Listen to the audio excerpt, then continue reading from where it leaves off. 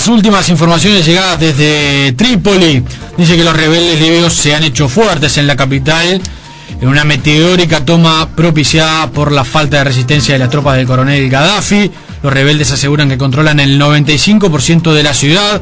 Buena parte de la comunidad internacional da por hecho que se está ante el fin de los 42 años de Gaddafi al frente de Libia.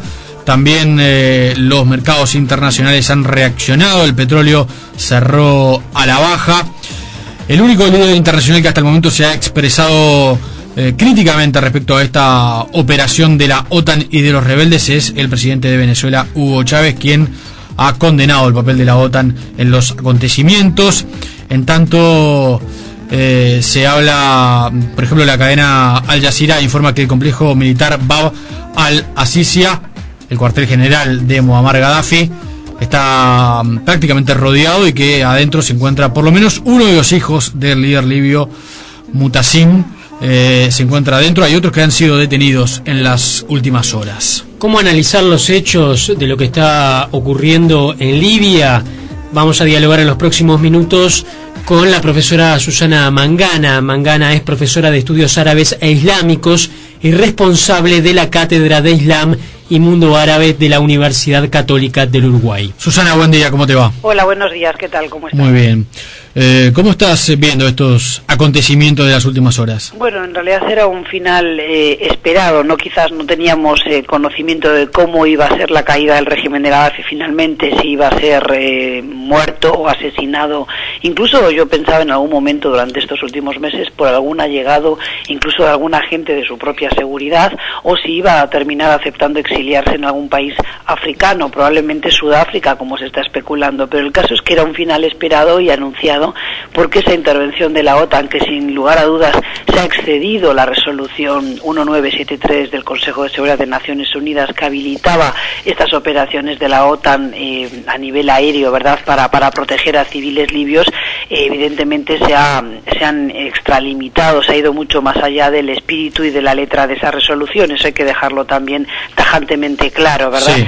Pero en cualquier caso creo que lo que debe preocuparnos ahora es qué vacío de poder se genere en un país que tiene además un sistema tribal y de fragmentación y atomización de grupos, que eso tenemos todavía muy vívido el recuerdo de lo que fue la invasión y post-reconciliación que no ocurrió en Irak, por ejemplo, o también el caos de Afganistán, que sin lugar a dudas son países todos bien diferentes y con situaciones económicas y políticas también nada parecidas, pero a mí es lo que me preocupa en estos momentos, aunque ya claro que se ha filtrado a la prensa que aparentemente existiría un plan, ¿verdad?, del Consejo Nacional de Transición libio pergeñado, planificado con algunos otros países como Turquía, Emiratos Árabes Unidos, por ejemplo, o Qatar, que ha jugado un papel en la sombra, pero un papel bastante activo en esta revolución de Libia, y que podrían tener ya un pequeño plan, por lo menos, para saber cómo actuar en los primeros días, semanas tras la caída de Gaddafi.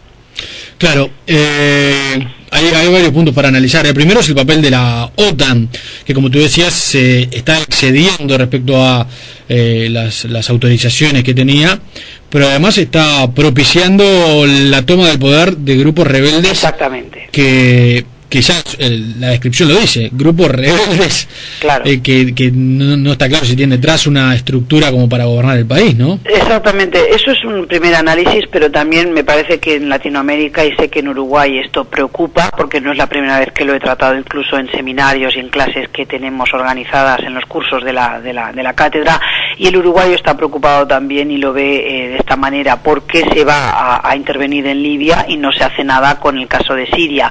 ¿Por qué hay que derrocar a Gaddafi? ¿Por qué nos sentimos desde Occidente y sobre todo de las potencias de los países desarrollados, digámoslo así, como Reino Unido, Francia o la propia España y Estados Unidos, por qué deciden ellos si Gaddafi puede o no puede continuar al frente de un país, y sin embargo no se le dice lo mismo al presidente Bashar el-Assad de Siria, donde también hay represión brutal, donde sigue habiendo desaparecidos, muertos a diario?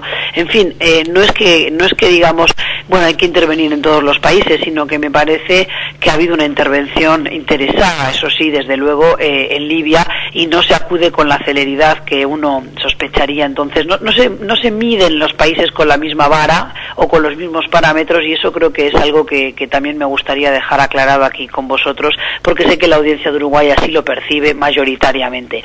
Más allá de que entiendo que Gaddafi también ha cumplido ya su ciclo de vida, aunque destaco que Gaddafi como líder político tuvo también muchas luces. No todo fueron sombras con el régimen de Gaddafi, porque hay que recordar que antes de que él llegara al poder de una manera también, violenta, porque dio un golpe de Estado en el 1 de septiembre del 69, él derrocó a un rey títere como era el rey Idris, sobre todo de los británicos, y lo que logró en más o menos en 5 o 7 años es sacar a Libia de la pobreza y que Libia fuese el país, dejó de ser el país más pobre de todo el continente africano, habida cuenta de que tiene grandes reservas y gran cantidad de petróleo para explotar, ¿verdad? Que es su gran y más importante riqueza. Pero en cualquier caso, lo que quiero dejar aquí asentado también es que hoy Gaddafi se nos antoja como una persona que ya no debe seguir gobernando porque es un tirano, pero que recordemos también que gracias al régimen de Gaddafi y a cómo él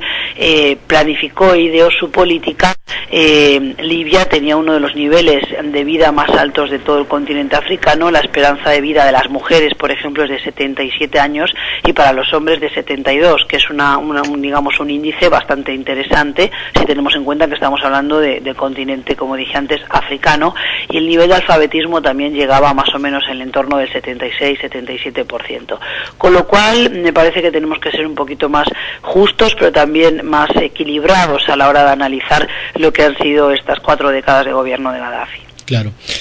¿Qué puede pasar de ahora más con Muammar Gaddafi? Bueno, con Muammar Gaddafi a estas alturas, como tú decías en el enunciado de la entrevista, no se sabe dónde está. Se intuye que no ha desaparecido, que no ha huido todavía de Libia, aunque muchos de sus allegados sí lo han hecho, ¿verdad? El primer ministro, por ejemplo, está ya en la isla tunecina de Yerba, o sea, son los primeros en marcharse cuando ya ven que está perdido todo. Pero sus 3 hijos más conocidos, porque uno parece que, como tú decías, estaría dentro del complejo residencial del padre, pero sobre todo Saif al-Islam, sobre el cual hay una orden y una acusación, una orden de entrega, ¿no?, a la Corte Internacional, al Tribunal Internacional de la Haya. Ese es el que no sabemos qué irán a hacer los rebeldes con él, ¿verdad? Porque seguramente tengan que cumplir con esa orden de la Haya y tengan que entregarlo de alguna manera. De todas maneras, creo que a Gaddafi no le quedan muchas opciones. El que podría estar intentando, aunque por ahora lo niegan, y yo esta mañana tuve un breve contacto con Sudáfrica a ver si había alguna posibilidad de tener algún acercamiento a la prensa de Sudáfrica y ver qué se estaba diciendo, pero no están abriendo mucho, la cancha, no se sabe mucho del tema. No, claro, porque una de las versiones es que podría huir hacia Sudáfrica, incluso algunos corresponsales señalan que se vieron en el aeropuerto aviones de bandera sudafricana. Claro, pero bueno, desde el Ministerio de Relaciones Exteriores de Sudáfrica lo niegan. Lo que pasa es que hay que entender que Gaddafi tuvo en los últimos años un papel mucho más importante y preponderante en los conflictos que también los hay muy importantes en África, y él además dio asistencia financiera o financiación, a muchos proyectos, por ejemplo a Sudáfrica, o sea que el presidente Jacob Zuma le debe bastante en lo personal también, y seguramente se sienta más obligado a respaldarlo. En las próximas horas, evidentemente, esto será, se definirá, ¿verdad? Va a tener que o bien aparecer, o vivo o muerto, como se decía antes. Gaddafi no va a poder seguir huido, ¿verdad? Sobre todo porque, ya el régimen está más que tambaleándose, está agonizando, y tenemos a los rebeldes eufóricos que están tomando la capital. Pero a mí me parece que tenemos que preocuparnos, más allá de que es muy noticiable y noticioso el hablar de Gaddafi, me parece que lo que nos debe preocupar como comunidad internacional es que no se vuelva a suscitar una guerra civil en la capital, sobre todo es decir, que ese sistema tribal que pesa todavía en Libia y esa atomización de los grupos rebeldes que ahora quieran también sacar tajada del gobierno y del vacío de poder y ver con qué parte se quedan, que esto no se convierta en una guerra civil intestinal, que no haya más muertes por ello y que no se convierta en el caos y la violencia que ocurrió, por ejemplo, en Irak, ¿verdad? Claro. Y para eso me parecería muy interesante conocer más detalles sobre ese plan que tiene los responsables de ese Consejo Nacional de Transición libio, porque aparentemente estarían dispuestos a contratar o a seguir manejándose con unos 5.000 agentes de la policía y de las fuerzas de seguridad del régimen de Gaddafi, porque son los que controlan la situación a nivel de seguridad y de integridad física de las personas, para que de esta forma no se llegue a ese caos. Creo que eso sería muy inteligente, porque muchas de estas personas que estaban obedeciendo órdenes del régimen lo hacían simplemente para poder proteger su propia vida, ¿verdad?, para no ser acusados de traición, pero no significa que estaban todos de acuerdo con Gaddafi. Lo que yo quisiera haber evitado realmente es eso, el caos, que además es la antesala de cualquier tipo de extremismo, entre ellos el religioso. Yo no quiero irme a un escenario pesimista ni agorero, pero evidentemente tenemos líderes y cabecillas libios que también operan en la clandestinidad con grupos islamistas varios, no solo Al-Qaeda. Entonces, normalmente estas personas también después acuden como aves de carroña, ¿verdad?, a beneficiarse de ese tipo de caos, porque cuando hay un Estado débil que no protege, por ejemplo, la vida de sus ciudadanos, aparecen otros grupos y se hacen fuertes. Cuando hay un Estado débil aparecen los jefes locales fuertes, y en ese sentido creo que debemos evitar que esta revolución termine siendo, para favorecer a aquellos que tampoco van a ser tolerantes con la diferencia, que es de lo que se trata. En este panorama que tú describes, ¿qué rol debería jugar Naciones Unidas? Bueno, qué difícil, ¿verdad? Yo no me siento con la autoridad moral de decirle a una organización como Naciones Unidas u otra qué debe hacer y qué no debe hacer, pero me parece que hay que respetar la legislación internacional vigente, que hay que velar por proteger vidas, sí, pero sin intervenir y sin injerencia en los asuntos internos de un país. Me parece que Naciones Unidas igual muchas veces pierde el control de las cosas, porque como dije antes, la OTAN interviene en base a esa resolución 1973 del Consejo de Seguridad, pero ahora se ve evidentemente y claramente que se excedieron, que fueron más allá, e incluso se habla de que han apoyado con armas directamente a los rebeldes, cosa que no estaban en la letra de la resolución. A mí me parece que hay que estar allí como garantes, como velando que exista cierta calma, cierta paz, y que las cosas se hagan de acuerdo a la voluntad del pueblo libio, que es de lo que se trata, que ellos puedan votar y decidir su futuro sin injerencias. Y una de esas injerencias, la que no debe existir, es la del exterior.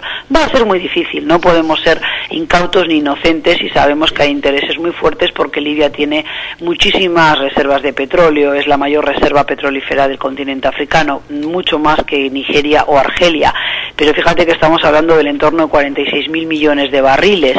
Entonces hay empresas petroleras extranjeras que tienen mucho interés puesto en Libia, como por ejemplo Repsol y PDVSA de España, pero también otras, las propias compañías chinas o por ejemplo Rusia. Entonces, en fin, me parece que esos intereses siempre van a primar, pero como comunidad internacional nos debemos exigir a nosotros mismos el ser mucho más equilibrados y exigir a nuestros gobernantes, a nuestros políticos, que se tomen los recaudos del caso, para que otra vez no ocurra lo que sí ocurrió en Irak, que todavía el pueblo iraquí no ve la luz al final del túnel. Para terminar con Gaddafi, teniendo en cuenta las creencias y la idiosincrasia de un líder árabe de estas características, ¿se entregaría a la comunidad internacional para ser sometido a un juicio? No, entregarse él a la comunidad internacional entiendo que no. Seguramente acepte, estoy haciendo algo que no me gusta, que es jugar a ser futuróloga, ¿verdad? Sí. Pero me parece que él entregarse no, porque igual que ocurrió con Mubarak en Egipto, son personas que han tenido tal grado de poder que no se imaginan a sí mismos rindiendo cuentas a un gobierno o a un tribunal, sí, sobre todo extranjero. Y Mubarak, por ejemplo, rehusó huir del país, como sí había hecho Ben Ali. Sobre todo, cuanto más peso en la escena internacional, cuanto más grande su figura, porque Ben Ali era muy conocido en Túnez, en Francia, pero fuera de esos dos países o tres, no es conocido. En cambio, Mubarak trascendió fronteras, igual que Egipto como país, y yo creo que Gaddafi también, no de ahora, sino de hace ya, desde la década del 80, era un hombre conocido a nivel internacional, con buena o mala prensa, pero era muy conocido. Entonces, este tipo de figuras es difícil que ellos se entreguen y que acepten, bajar la cabeza, ¿no? No me atrevería a decir mucho más de eso, para no hacer justamente de futuróloga, ¿verdad? No tengo la bola de cristal, pero quizás Sudáfrica sea una salida, o por lo menos yo entiendo que sería la más digna, porque de esa manera no se entrega a un poder extranjero, sino a un poder amigo, se exilia en África, más cercano a casa, y como digo, con un país que le debe mucho, con lo cual queda un poquito mejor parado. No tiene muchas otras opciones, ¿verdad? Salvo morir con las botas puestas, y eso también es medio absurdo a estas alturas. Claro. Bien, Susana, te agradecemos mucho estos comentarios y bueno, vamos a seguir atentos, quizás te volvamos a recurrir a ti para aclarar algunos puntos que no tengamos claros. Cómo no, con mucho gusto, cuando lo necesitéis.